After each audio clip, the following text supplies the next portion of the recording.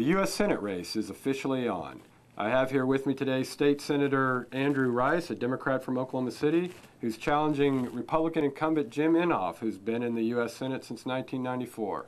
Senator, thanks for coming in. What brings you to Washington today? Thanks for having me. I'm just up here having meetings with congressional Democratic leaders, doing some fundraising, meeting with some people who work on my campaign.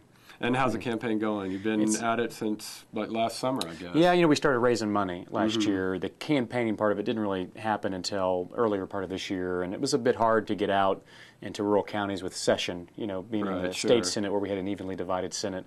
Having both sides have all their members there to vote was very important because of the tight numbers.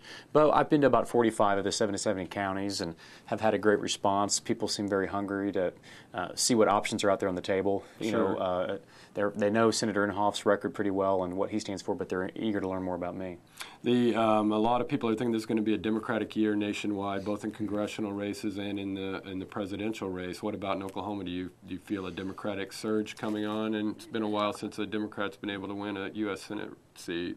Yeah, I think that, it's going to be much more of a neutral year than we've had. Definitely the Republican Party's had an advantage, the wind at their back, probably a lot of the federal races for the last, 20 years.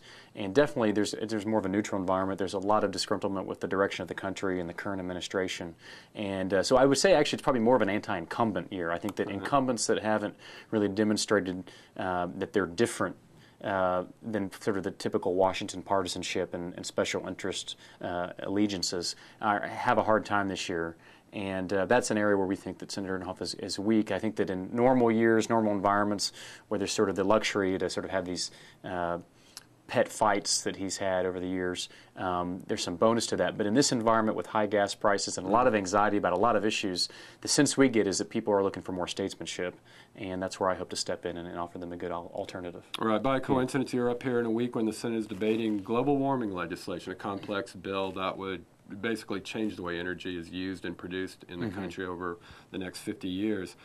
Senator Inhofe has been probably the most outspoken critic in this town about the impact of man-made activity on climate change, and he's helping lead the debate against this bill. What's your own sense about global warming and this particular bill, a so-called cap-and-trade system to address global warming? Well, the climate change, global warming issues really deals with a lot of important issues, not just the effects on the atmosphere and in the natural environment that God has given to us to sort of hand over to our children safely. But it's really an energy independence issue, national security. It's an economic issue.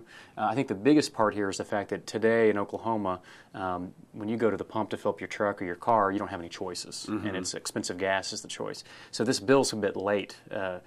10 years ago, we knew we'd be hitting a point where there would be the demand for oil would be a lot higher than the supply. Right. And we knew that, and there was a lot of status quo, comfortableness with the status quo. Because the prices were low then. Prices were low, and it seemed that we're an oil and gas state and such, and really a lot of our gas that we get is from the Middle East. Big companies that go over and drill in Saudi Arabia and other areas, and so the fact that we don't have choices are really lay at the feet of people like Inhofe who were there and comfortable with sort of the way things have always been, knowing that the experts were warning that we needed to diversify. We needed to get to a point where a farmer in southern Oklahoma can go fill up their truck with natural gas, which is clean burning, better mileage you get.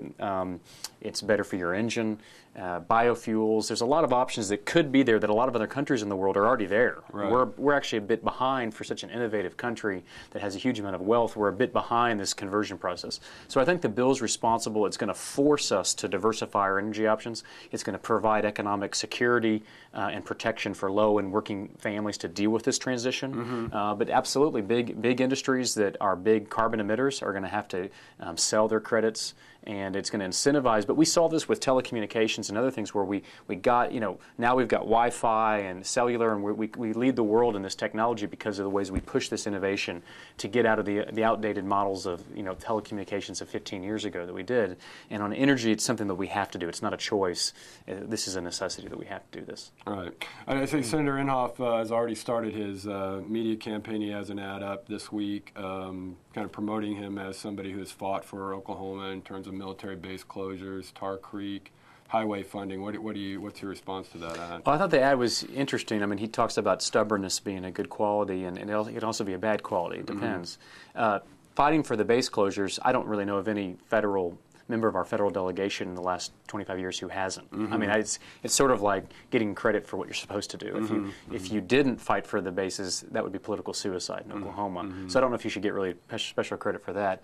Tar Creek, if he wants to make the campaign about Tar Creek, I'm happy to do that, because for many, many years he dragged his feet and ignored the problem. And there are a lot of people in Pitcher and Ottawa County will tell you that, until Brad Carson, our former congressman, and then Governor Henry really came in and got the buyout process going. Right. Then he came on board. But if he wants to make it about that, there's a lot of people up there that I've met personally who aren't happy that it's taken so long. I mean, we've known that area has been environmentally unsafe and full with lead and dangerous for people for a long time, and this is a bit late to the game.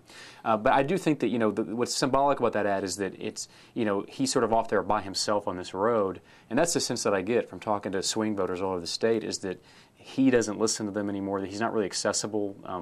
They haven't seen them in his community, in their communities, for a long time. He's not out meeting the public. And a lot of what I'm trying to do is people want to hear from me when I go out there. They want to hear about me, but I'm also trying to listen a lot and really, listen to what people are worried about, what their hopes are for the future of the country, and to show them that I'm going to be in a working relationship with them. Not a perfect public servant if I get elected, but someone that will find common ground with them and do a lot better at changing the culture of Washington and doing good things for the state of Oklahoma. I'm not just going up there and having these petty political fights. If I go up there as a Democrat and I spend my time attacking Republicans the whole time, then I deserve to be thrown out of my butt 6 years later, and vice versa. We don't really like this party politics stuff in Oklahoma, and I think that's part of the problem. Is we can't afford to deal with that anymore. We've got to find a way to come together and deal with these big issues. What about your own media campaign?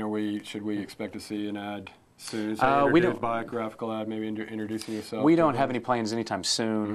We've done a pretty good job fundraising, but we don't have the resources that he has through all his years up here in Washington with lobbyists and PACs and special interest money. We've been doing a bio ad on radio throughout much of the rural part of the state, and have had a great feedback on that. It talks about my education at Divinity School, the missionary work I did overseas, and the values that have led me into public service, something I didn't ever think I would be doing. Right. And that we've gotten great response from people calling in, colleagues in the state Senate, some of them Republicans, saying that their friends back home in the coffee shops are saying that they're real intrigued and like the ad. So, but we'll see, over time. Later today we'll find out if I have a primary opponent. There's a chance I may not. And so that'll push back a little bit the TV ads. You're obviously a pretty fresh face in Oklahoma politics. This is your first term in the Oklahoma State Senate, and Senator Inhofe was in here a couple weeks ago and said that Democrats were still looking for a top-tier candidate. Are you a top-tier candidate? Well, I'll let voters decide that later on. I mean, if he wants to underestimate anybody, whether it's me or any Democrat who wants to bring a different type of representation, a different message, some humility and honesty about what we need to do in this country, not this sort of typical, I'm going to come in and tell you everything you want to hear and promise to fix everything and then go up to Washington and be part of the bad part of Washington. If he wants to underestimate me and think I'm not top tier, I'm happy to have him do that. That fits right into our strategy. Clearly this year where there is a lot on voters' minds, everything from the economy, gas prices, the war. Are there issues that you plan on emphasizing? The big issues that I'm talking a lot about are the bipartisanship, that you can be a party person and believe in your principles, but really having that courage, that personal courage to reach across the aisle and find common ground.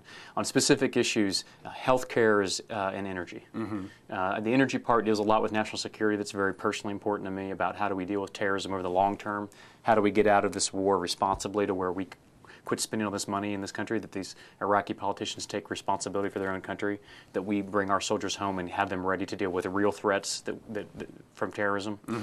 Energy is involved in that we can diversify our options. We can use our natural gas in Oklahoma to run our cars. I would love to be able to do that, to be able to take my car and fill it up with natural gas that we produce right here in Oklahoma.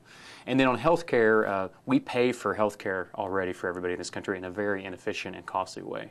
So we've got to find a way through shared responsibility, individuals, employers, employees, the state, the feds, to come together and provide basic health care coverage for people on the front end so we can bring the cost down and cover people. We already do it. You can go and get treated in the hospital, but we pay 4, 5, 10 times the amount of money to do that, and we've got to find an efficient way because it's devastating our economy. Right. So those are the issues. Again, I haven't chosen them. These are what voters are bringing to me that they're concerned about: gas prices, energy, health care, and just more statesmanship. Less of this political fight, that we've seen really since the 1990s.